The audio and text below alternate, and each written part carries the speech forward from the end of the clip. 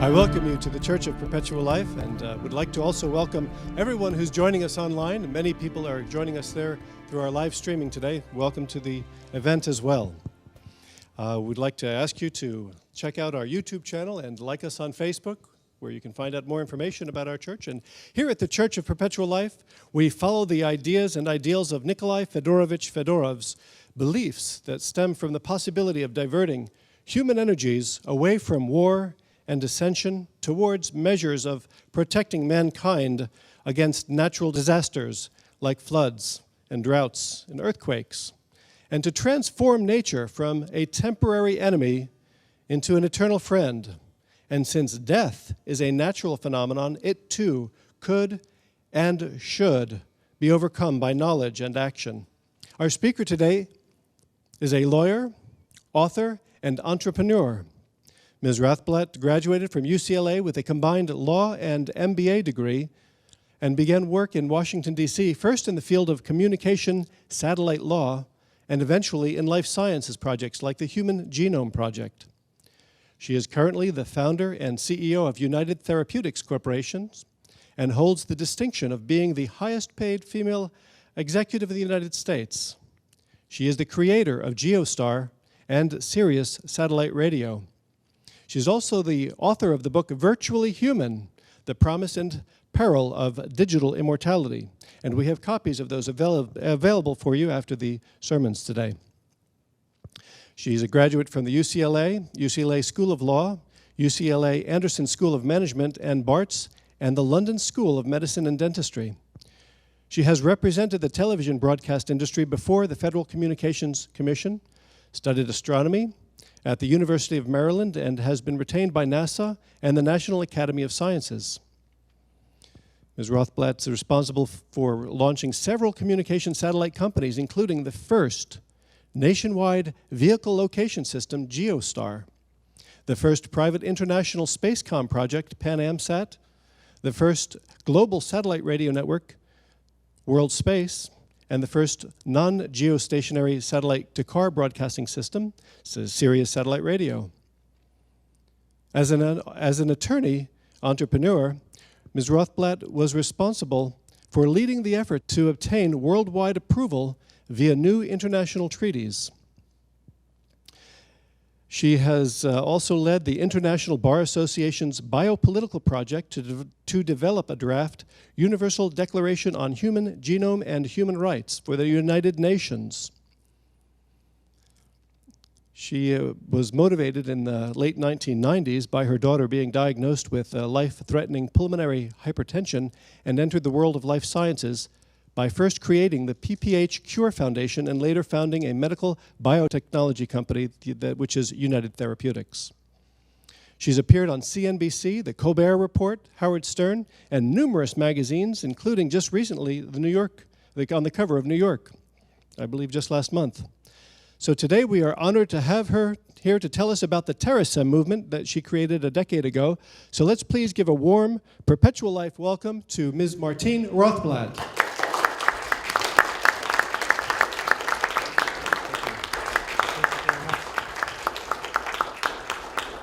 I'd like to meet the person that you were talking about, like all five of them or something.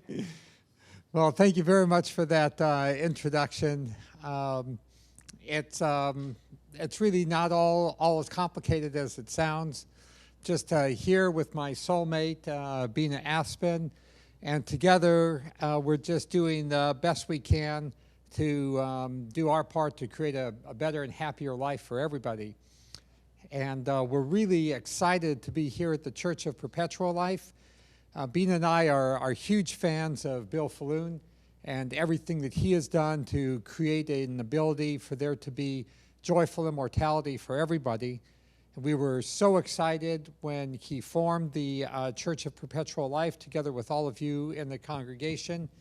And even though we are also in Florida, it does take a few hours to get down here from where we live up in Melbourne and where the Terasem Movement Transreligion is headquartered.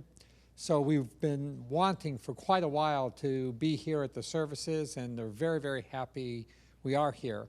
Perhaps some of you may have been in attendance when some of our other Terasem joiners were present, such as Jason Zhu, I know was here not too long ago. So I didn't really know exactly what to expect today, and I certainly don't know exactly what are the interests of everybody in the online audience. But I think that the beliefs of Bina and I are really summed up by the church's name and by the church's logo. Perpetual life, that's what we believe in. That's our belief, and I don't think you could say it any more simply and directly than the Church of Perpetual Life. I can say that, you know, we are honored and that we are proud to attest, worship, follow, all of those kind of be devoted to the Church of Perpetual Life. So thank you so much for creating this. And then to see the beloved logo of, I'm not sure if this is unique to this particular church or shared together with Alcor, but it looks to me like the Alcor logo. I love that logo. Bina and I have been signed up with Alcor for well over a decade now. Recently this year, the first of our offspring also signed up with Alcor, which is really exciting because we love being with her right now, and so now we can like look forward to being with her for centuries and centuries, millennia to come. Super awesome to have a church founded specifically for Alcor. I mean, I think that's pretty much as good as it gets. What I'd like to talk about today, this being a church and it being under the rubric of religion, and usually, you know, when you think of religion and church, you kind of think of, you know, some flavor or another of Christianity. If it's Islam, you kind of think of a mosque. If it's Hindu, you kind of think of a temple. If it's Jewish, you kind of think of a synagogue. And at least to me, growing up in the States, if it's a church, you think of, you know, some version or flavor or another of Christianity. And I had the pleasure over the past several weeks to both get deep into some of the writings of a paleontologist Jesuit named Pierre Teilhard du Chardin, and also to meet with an outstanding biologist. I'm not exactly sure if she's a Jesuit, because I'm not exactly sure what the gender thing is on the Jesuits, but she's like, you know, a female Jesuit, if that's you know, if that's part of the story there, and a biologist and a professor of religion at Georgetown University named Ilya. And she's written an incredible book on the, edited a book of essays on the life of Teilhard. And I was able to have lunch with her, and we got deep into a discussion of a number of these things. She had inherited or acquired somehow a bunch of Teilhard's papers, which were never translated and were in their original form. And we are now in the process of digitizing all of those and translating all of those. So I'm pretty deep into the Teilhard project. I call it a trans-religious experience of Christianity because Teilhard was a Christian and was proud to be a Christian. Also realize that you're a Christian if you live an ethical way of life. Whether you're a believer or not believer, you are a Christian if you're leading an ethical way of life. So it's a really beautiful definition of Christianity. Well, let me start by talking about what is Terasem. So Terasem is a religious organization. It believes in bringing technology, modern technology, and evolving, advancing technology into all the different religions and spiritualities. In fact, it transcends all religions, and we think of Terasem as like the forest, and all the religions are the trees inside the forest. It is self-organizing, meaning we have what we call Terasem groups or Terasem collectives, organize themselves in different places. There's one organized in Washington, in Vermont, in Canada, Florida, San Francisco, different places. People are self-organizing Terasem organizations. And we basically are devoted to three things: diversity, unity, and joyful immortality. So that's what Terasem is all about. Now in Terasem, we have 4 basic tenets. And we have these on giant billboards in each of our Terasem. We call them ashrams. And in each of our Terasem ashrams, we have these giant boards. There are 4 basic tenets. Life is purposeful. Death is optional. God is technological. And love is essential. Now, when some people see these, they say, life is purposeful. Okay, I kind of get that. Death is optional. You know what? Of course, to this group, there's not going to be any what there. You know, obviously, death is optional. But to the lay public that's not so familiar with transhumanism and immortalism, that's a bit of a surprising concept. However, as I'll show in a moment, that Teilhard was already there and actually laid out how this is very consistent with all mainstream religions and Christianity. Now, where people really get most shocked about Terasem is our statement that God is technological. But this is where I was most excited in reading the works of Teilhard. As I'll show you in a moment, Teilhard saw that God is not like, you know, a man sitting up above with a beard. He saw that God is forward motion. God is forward, not above. God is ahead, not above. God is a relational process of evolution, technical evolution, biological evolution. So it's very, very consistent. And last but not least, that love is essential. Teilhard called love the glue that holds everything together. Terasem feels the same way. So with that quick introduction to Terasem, now let me talk a little about Teilhard. So his full name, Pierre Teilhard du Chardon of France. He was a scientist and a Jesuit. He specifically was a paleontologist. A couple of little anecdotes. He discovered a species of shark that was that had gone extinct hundreds of millions of years ago. And that species of shark is named after him because of his discovery. He was in on the digs for the Peking man in China and was part of that early discovery. He had many life experiences, and he had a real zest for life. I'll just share a couple of, I think, his more interesting life experiences. As a Jesuit, he was, you know, pretty much like on the pacifist orientation. However, you know, boom, in the middle of his life came World War I. And of course, being a pacifist does not mean that you're a coward or anything. It just means you don't want to like really kill other people. So he volunteered in World War I to be a litter carrier, a stretcher carrier. Now, if you've read anything about World War I, frankly, I could not really think of a more dangerous, scary occupation than to be a stretcher bearer in World War I. That was the war when people were in like different trenches, and anytime somebody climbed out of a trench and went running, person got like shot down, poison gas was all over the place. And this guy's like running out in the middle of the fields and picking up bodies and you know, running back with them to try to save them.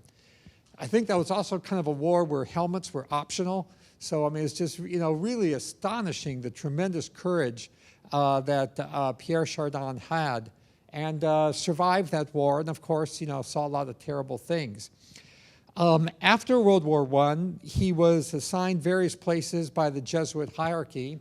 And one of the places he was assigned was shortly before World War II was China. And he was allowed to do his paleontological thing there, working on the digs. And then World War II broke out. So he spent all of World War II in China, which I think is also, you know, very interesting kind of experience. He was, the next bullet I put there is that he was a prolific, what I call a rebel writer. I haven't seen that phrase used before for him, but I think that's most accurate. He wrote his views that God was the process of evolution, biological and technological process. It was a process. And that all of the notions of Christ and Christianity and God, if it was not reinterpreted in the context of modern science, it just didn't make any sense at all. I mean, this guy was a paleontologist. He discovered things that were hundreds of millions of years old it was absurd to think that the world was 5,000 years old. I mean, that was like the most stupid thing he could imagine. So, he told people these notions of, love your neighbor, love each other, infinite love, what he called Christogenesis. These are beautiful and true concepts, but we've got to apply them not in the context of Greek science when the Bible was written, but in the context of modern science when we know about Darwinian evolution, we know about the expansion of the universe. And that's really all that Teilhard did. He just took the teachings of Christ and situated them in modern science. And, well, the Jesuits did not like that. The Catholic Church liked it less. And they banned him from publishing anything at all during his life, which is too bad because he was a prolific writer. He wrote a lot. Well, my loving soulmate here, Bina, always says if you're blocked one way, find another way. Find another way. And Teilhard found another way. There was a technology. How many of you are familiar with something that existed before Xerox machines called mimeograph machines? How many of you got high on the mimeograph ink? Just joking. But it did have a pungent odor to it. So there was kind of like a pre-mimeograph technology that friends of Teilhard's would take, and they would run off, round and round and round, and print off hundreds of copies of his essays and distributed them all throughout the world. And this is how Teilhard became very well known. In fact, people wrote books attacking him before he was even allowed to publish his own writings in a book. That's how well known he became from these rebel, or you could call it underground writing. I'd call it maybe guerrilla writing. He got his views out there. Now, a good thing was he had a very devoted secretary, and he got the permission of his Jesuit hierarchy to give all of his papers to his secretary upon his bodily death. And she did a bang-up job over the next 10 years of getting them all published in French. He wrote them in French, she was French. And now if you take a look on Amazon or something, you'll see in the 80s, 90s, and 2000s, there's a huge stream of translated versions of all of his writings into English. And they continue to come out, like I mentioned, this lady, professor at Georgetown, who I met. Teilhard also coined a couple of really cool ideas. One of them was the noosphere. The noosphere is based on the Latin word for mind is nous, and he believed that we were building a collective consciousness that surrounded the whole world, just like the plants exuded oxygen to create a biosphere. Humans exude consciousness to create a noosphere. Somewhat similar to what Arthur C. Clarke described we were building with communications technology as the nervous system of humanity. He also coined this concept of the omega point. The omega point is what those of us who have read Ray Kurzweil's books would sort of call the singularity. He said what's happening is like all of this technology is continuing to develop and get more and more advanced until it ultimately converges into something that will trump the stupid physics of the cosmos and create a forever state in the cosmos. Well, this is something that Ray Kurzweil has written in The Age of Spiritual Machines, that written in The Singularity is Near. And Teilhard was writing the same thing, except he calls it the omega point. And he also says at this omega point, all of Christ's mind and vision of infinite love comes true, that there will be infinite love for all, no pain, no suffering, blah, blah, blah. At this point, which does not exist yet, and is 100% up to us with our technology and our capabilities and our efforts to create it. I looked at all of Teilhard's writings, and I realized that there were kind of 4 tenets of Teilhard that very much track the 4 tenets of Terasem. First of all, we say Terasem, life is purposeful. Teilhard said the purpose of life is to unite the cosmos via science and love. That's the #1 point you'll get out of Teilhard. He believes that this will come to this omega point, Christogenesis, which is indistinguishable really from what Kurzweil would call the singularity. His second main tenet is that we are not physical beings. We are spiritual beings having a physical experience. So we should proceed as if limits did not exist. As Tellard said, if people can come up and invent new genes, go for it. Use them, play around with the DNA and the biology that we have. These are all toolkits for us to play with. We say in Terasem, God is technological. Tellard says God is an evolutionary process, forward, not upward. Our efforts are completing God. He loved technology. He thought it was absolutely awesome. Technology is evolution continued by other means. So this whole effort that we have of using technology to create techno-immortality, this is God. We are God with what we are doing at Alcor and other efforts to create techno-immortality. Tellard said, love makes it all work. He envisioned love as a glue that holds together the more and more complex life forms that we see in the universe, holds together the larger and larger scales of organization and unity. Without love, everything falls apart. And with love, everything moves forward. So I've got like 4 slides expanding on each of these 4 tenets, and then I'll open up the session to any questions. So first, he calls God this directed evolutionary process. And this is, of course, where he got in trouble with the Jesuits. But you kind of really see this happening now. I recently spoke at a conference called the Singularity Conference, Human Soul and Machine. This is moving into the mainstream now. This was at a big museum in Baltimore. Tellard and other people who are following Tellard points out that atheism results from shackling God and faith to absurd notions that the world is 5,000 years old. There's this Church of Creation somewhere in, I think, Missouri, where there's like dinosaurs with Adam and Eve. And to Tellard, the whole Adam and Eve thing was a big joke. As a paleontologist, he realized that there was absolutely no way that this is how people evolved.